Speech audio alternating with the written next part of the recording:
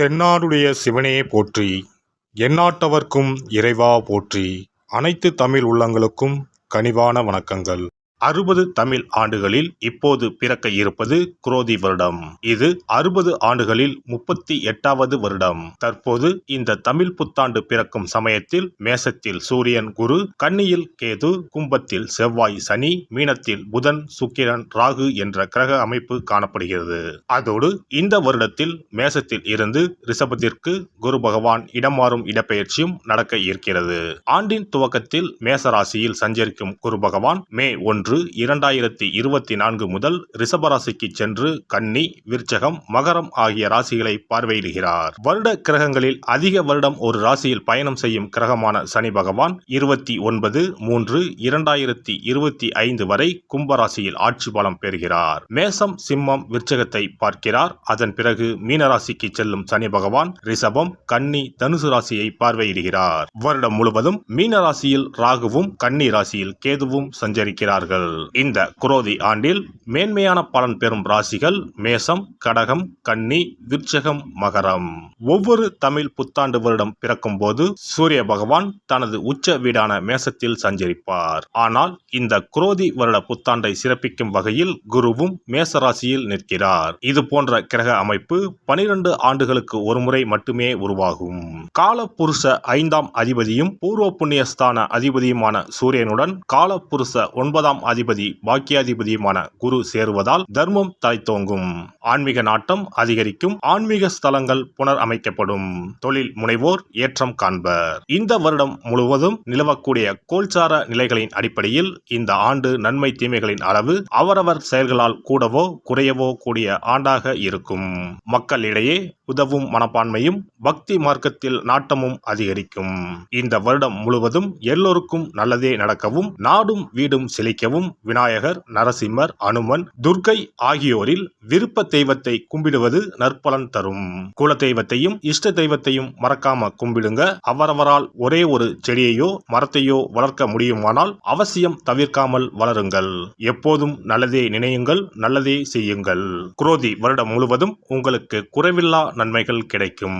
சிம்ம ராசி அன்பர்களே, சித்திரை மாதம் முதல் தொழில் குருவாக 10ஆம் வீட்டில் வந்து அமரப்போகிறார் குரு பகவான். தொழில் ஸ்தான குருவின் பார்வை உங்கள் ராசிக்கு 2, 4, 6ஆம் வீடுகளின் மீது விழப்போகிறது.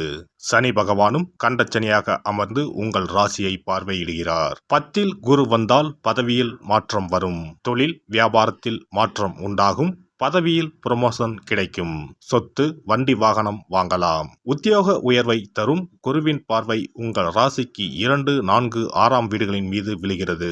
உங்கள் குடும்பம் குதூகலமாகும், பிரச்சனைகள் நிவர்த்தியாகும், பணப்பிரச்சனை நீங்கும், புதிய பதவிகள் தேடி வரும், படித்து முடித்துவிட்டு வேலைக்காக காத்திருப்பவர்களுக்கு நல்ல வேலை கிடைக்கும், புதிய பொறுப்புகள் வரும், இடமாற்றங்கள் ஏற்படும், வெளிநாடுகளில் வேலை செய்பவர்கள் கவனமாக செயல்படவும், மேல் அதிகாரிகளின் உத்தரவுக்கு கட்டுப்படுங்கள், வீண் தர்க்கம் வேண்டாம், வீடு நிலம் வாங்கலாம், வீடு கட்டி கிரகப்பிரவேசம் செய்யலாம். குரு பார்வையால் குடும்பத்தில் சுபகாரியம் நடைபெறும். 4ஆம் வீட்டில் குரு பார்வை விழுவதால் வேலையில் இடமாற்றம் ஏற்படும், சுகமும் சந்தோஷமும் ஏற்படும். சிலருக்கு வீடு மாற்றம் நிகழ வாய்ப்பு உள்ளது. 6ஆம் வீட்டில் குருவின் பார்வை விழுகிறது. கடன் பிரச்சனைகள் நீங்கும், எதிரிகள் தொல்லை நீங்கும்.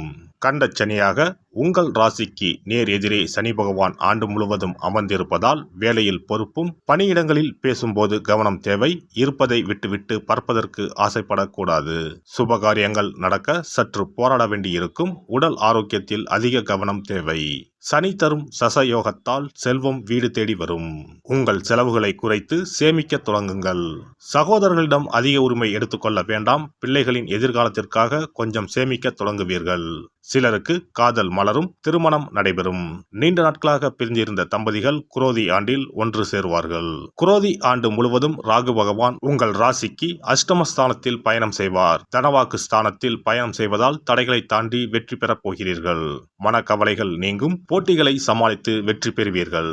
இந்த ஆண்டு முழுவதும் பண விஷயத்தில் வாக்கு கொடுப்பதை தவிர்த்து விடுங்கள். எந்த இக்கட்டான சூழ்நிலையும் மன உறுதியுடன் சமாளித்து வெற்றி காண்பீர்கள். மே மாதத்திற்கு பிறகு வெற்றிகள் உங்களுக்கு தேடி வரப்போகிறது. குரோதி ஆண்டில் கிரகங்களின் பயணம் சாதகமாக இருப்பதால் மகிழ்ச்சியில் திளைக்கப் போகிறீர்கள். சூரியனார் கோவில் சென்று தரிசனம் செய்து வணங்கவும். சூரியன் எதிரில் குரு இருப்பார், அவரையும் சேர்த்து வணங்கிக் கொள்ளவும். சனி செவ்வாய் சேர்க்கைக்கு ஞாயிற்றுக்கிழமையில் பன்னீர் பூமாலை மற்றும் அகல் விளக்கில் புங்கம் எண்ணெயில் 19 மிளகை மூட்டை கட்டி சிகப்பு நிற திரிகொண்டு தீபம் ஏற்றவும். வருட பிறப்பன்று நாம் செய்யும் செயல்கள் அனைத்தும் அந்த வருடம் முழுவதும் நமது வாழ்க்கையை வளப்படுத்தும் என்பது ஐதீகம். அதனால் இந்த பதிவில் தமிழ் புத்தாண்டாகிய சித்திரை முதல் நாள் என்னென்ன செய்ய வேண்டும், என்ன செய்யக்கூடாது என்பதனை பற்றி தெரிந்து கொள்ளலாம். தமிழ் மாதத்தின் முதல் மாதமான சித்திரையில் தமிழ் புத்தாண்டு தொடங்குகிறது. மா, பலா, வாழை ஆகிய முக்கணிகள், வெற்றிலை, பாக்கு, நகைகள், நெல் முதலான மங்கள பொருட்கள் கொண்ட தட்டை வழிபாட்டறையில் வைத்து அதை புத்தாண்டு அதிகாலையில் காண்பது புனிதமாக கருதப்படுகின்றது.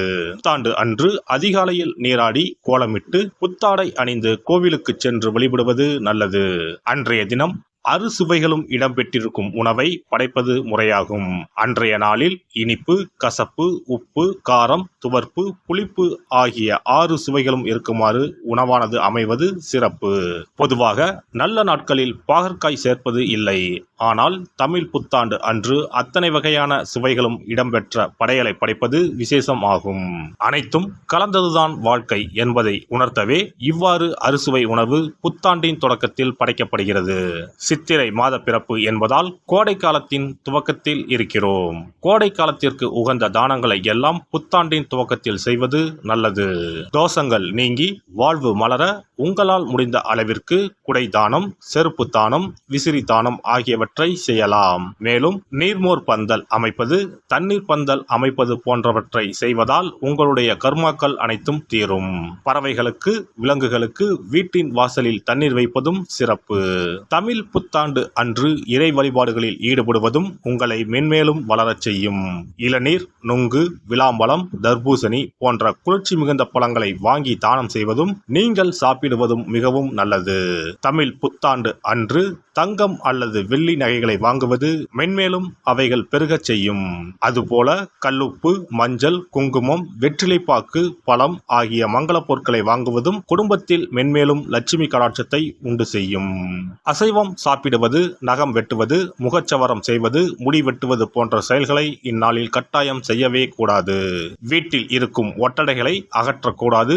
வீட்டில் சேகரித்து வைக்கும் குப்பைகளை வெளியில் கொட்டக்கூடாது. புதிய பொருட்களை வாங்கலாம், ஆனால் வீட்டில் உள்ள பொருட்களை அன்றைய தினம் யாருக்கும் கொடுக்கக்கூடாது. மேலும் யாருக்கும் கடன் கொடுக்கக்கூடாது, கடன் வாங்கவும் கூடாது. தமிழ் புத்தாண்டில் செய்ய வேண்டியவைகளை செய்து, செய்ய தவிர்க்க வேண்டியவைகளை தவிர்த்து வளமாக வாழ தமிழ் அன்னையை வணங்குவது சிறப்பு. எல்லாம் வல்ல இறையருளால் நீங்களும் உங்கள் அன்பு குடும்பமும் உடல் நலம், நீலாயுள், நிறை செல்வம், உயர் புகழ், மெய்ஞானம் ஓங்கி வாழ்க வளமுடன்.